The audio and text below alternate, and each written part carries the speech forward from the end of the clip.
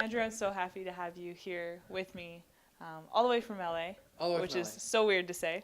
I know. But I'm glad you're here, back in Canada. You talk about how it's so nice to be back, but honestly, the pleasure is all ours. Aw, And I know that from reading your fans' comments as well. thank you. So thank you for coming in. Hey, no, it's my pleasure too. I'm glad to be back.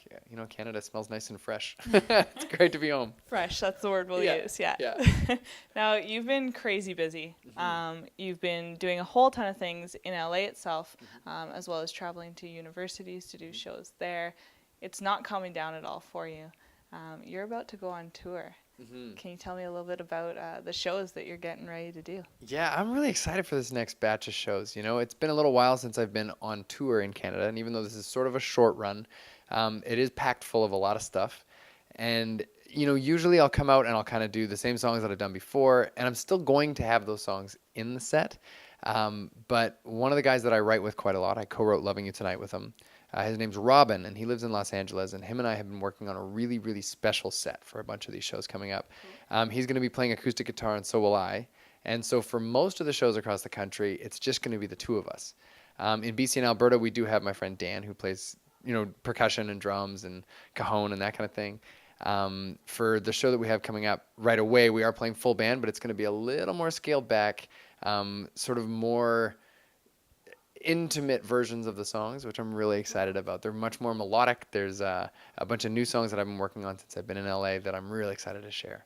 And for those of us who are part of your jammer, we've actually heard Loving You Tonight done acoustically, which is amazing. Thanks. So this will be a whole new experience for a lot of people. Yeah, I think it's going to be fun. You know, I mean, Loving You Tonight will still sound like Loving You Tonight, but there's a few other little guitar parts and some cool stuff that we've added into it. You know, a few of the other songs that are often huge, big, like, you know, ruckus kind of songs that we do, they're different. They're kind of shifted a little bit. They still have the same kind of energy, but we're just doing them different. I don't know how to explain it except for that you got to come out and see it.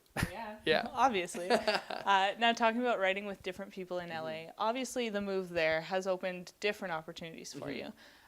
You've actually been doing some writing with Cody Simpson. Are we allowed to talk about that a bit?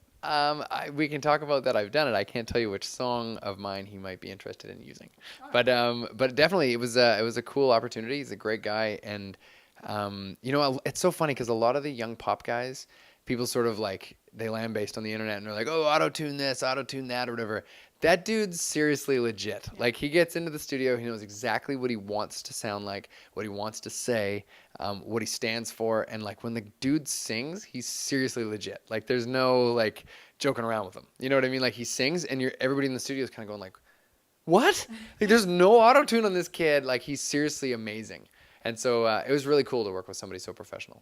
How did it even all come about? How do you meet somebody like that and be like, hey, want to play one of my songs? I mean, in the last, you know, year and a half since I've been living in Los Angeles, I've written over 200 songs. And so I keep sending them to my publisher, who's Sony. And Sony is constantly looking for homes for a lot of those songs. And every now and again, somebody like Cody hears them and is interested in sort of knowing what else we can do. So then we get the opportunity to get into the studio and work with them. And being a singer-songwriter, what's it like to have somebody else singing your song? Does it hurt a little bit because you're losing that and it should be you singing it? Or is it like, wow, this guy wants to sing my song?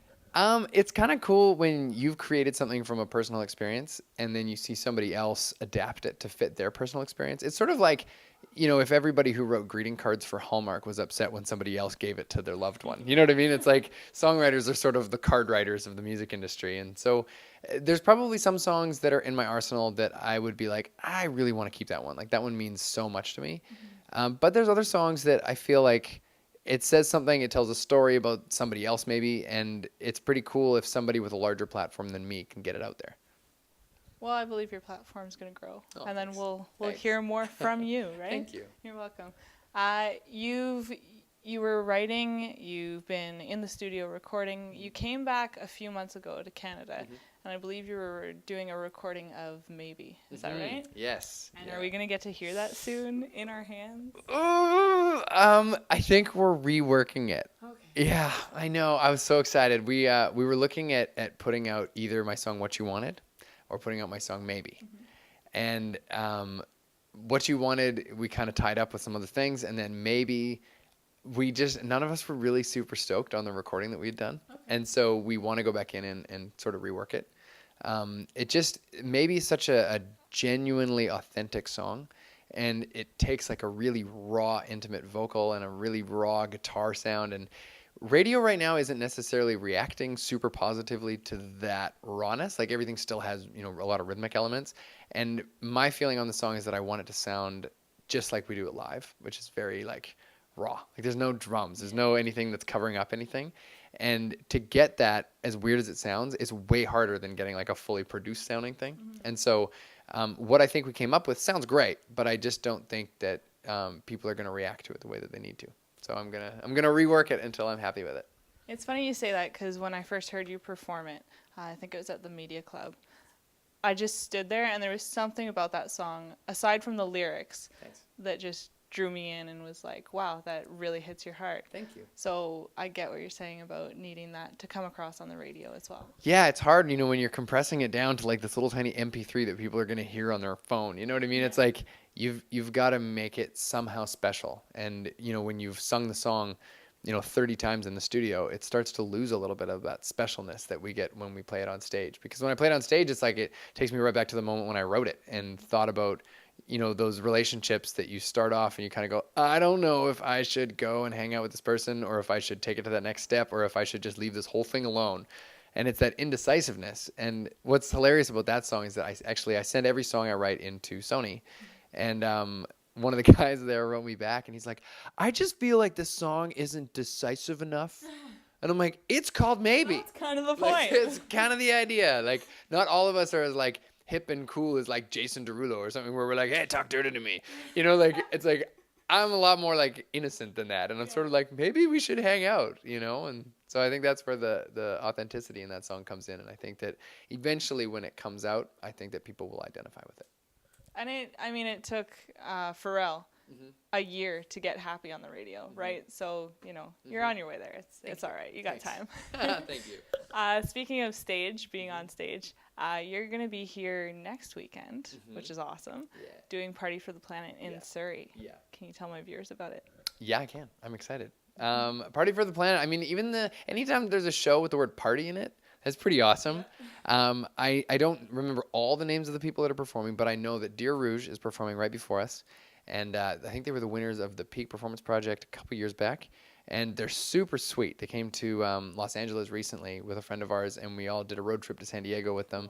They're super fun people. I love them, and I'm excited to see their set. And then I know right after us is Said the Whale, who I actually last saw at the Grove when they were opening for Capital Cities. Awesome. So I think it's going to be a really, really fun day. And again, our set is going to be a little different, but at the same time not. I know when you first saw me perform, I think I was, more stripped down to where we've kind of built up, and I feel like I'm kind of going a little more back to those roots. And so the show's going to be a lot of fun. It's going to be a lot of cool rhythmic elements, a lot of storytelling like I usually do, and like I said, a bunch of new songs, which I'm excited to share. I can't wait. I'm excited. You're also going to be on CTV Morning Live. It's true. Awesome opportunity. Thanks. What sparked that? I've performed on there before, and originally we were going to be releasing this new song, Maybe, to radio, and so we had booked a few promo appearances. But CTV, I love them. I love what they do, and I love, any TV show that wants to help advertise music. And just to help advertise, Surrey's Party for the Planet will be, at CTV, and I think we're going to play the song Maybe really early in the morning. Awesome. Yeah. I'm gonna PVR it. I can't guarantee I'll watch it live, but I will PVR it. Okay, perfect. I have one more question. Yeah. You know what it is. Yeah. I'm a little bit disappointed. That's the word, yeah. I know. Yeah. Your socks. Will you show me them? I can show you my socks, but you know what? I was even gonna put on my red striped ones, and then for some dumb reason I put on my little white ones, and I don't know why. I guess I'll forgive you, only because it's you. I need to get some new socks. You do need to get some new jeans, socks. So I'll get new I like the jeans. Thanks. But socks, you need to do some shopping on the sock front. You live in LA. Go to the Los Angeles sock market. I know. I actually don't know. There's a Los Angeles sock market? Yeah. Okay. Universal City Walk. Okay, I do know that. Actually, yeah. I bought a pair of Converse socks for Julia there. There you go. They look like Converse running shoes. Awesome. Yeah, they're cool. See, he knows about socks. He just doesn't wear the right ones. I know. My bad. Thank you so much. It was my pleasure.